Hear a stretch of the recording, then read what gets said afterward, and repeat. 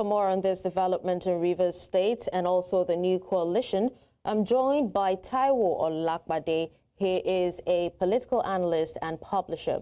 You're welcome, Taiwo, to the news. Thank you so much for having me.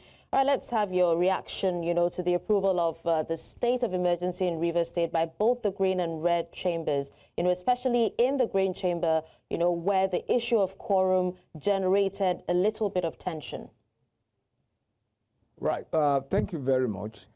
Number one, let me start by saying that the People's Democratic Party should be blamed for what has eventually turned out by the declaration of a state of emergency in Rivers State. And I say this because the leadership of the party allowed the crisis to fester for too long. And at a point when we are also asking questions, they said it was an internal affairs of the party. And that is very common with our politicians. They will say, no, don't interfere. We know how we can use our mechanism to find solution to our problem. So the People's Democratic Party should, number one, agree to the fact that they allowed this to happen. And they allowed it to fester for too long.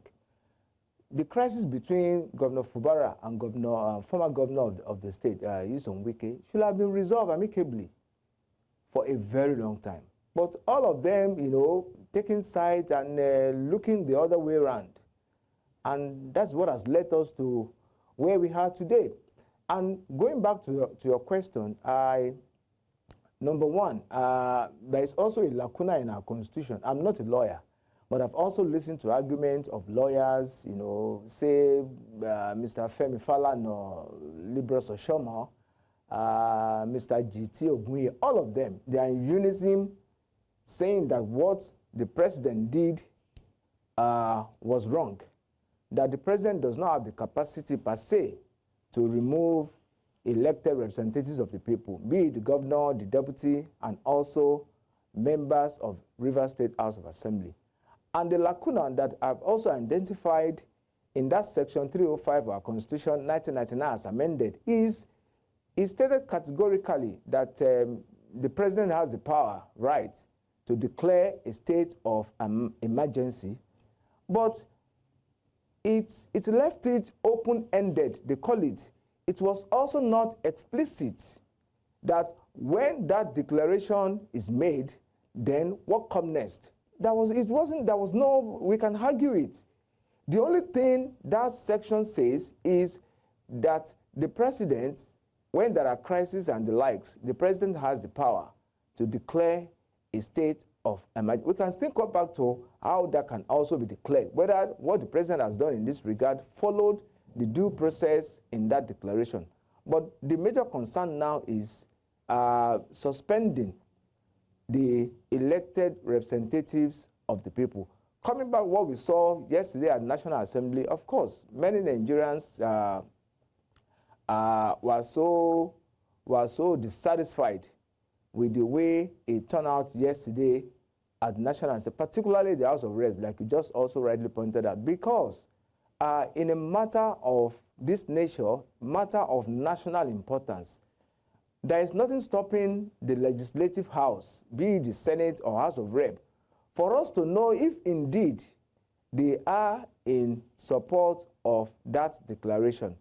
But to go the way of voice votes that you wouldn't know who has voted for or who has voted against is sincerely left to be desired. Because ordinarily, what Nigerians were expecting, if indeed the two-thirds majority of National Assembly will give their approval, ratification to that proclamation, declaration by the president, okay. should have been, so, Taiwo, I support, I disagree. Understandably. Now, let's quickly touch on, politics and the coalition of opposition political leaders, that have hinted at the possibility of a merger ahead of 2027 elections.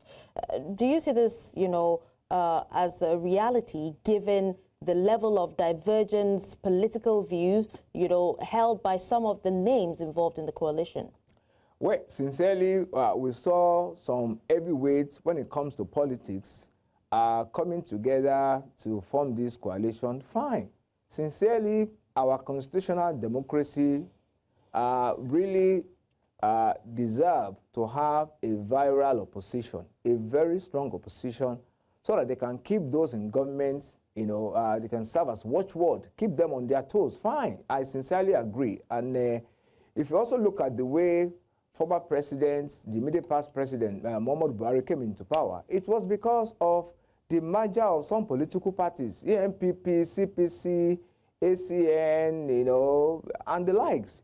That was how they were able to wrestle power from the PDP after 16 years of rulership from 1999 to 2015.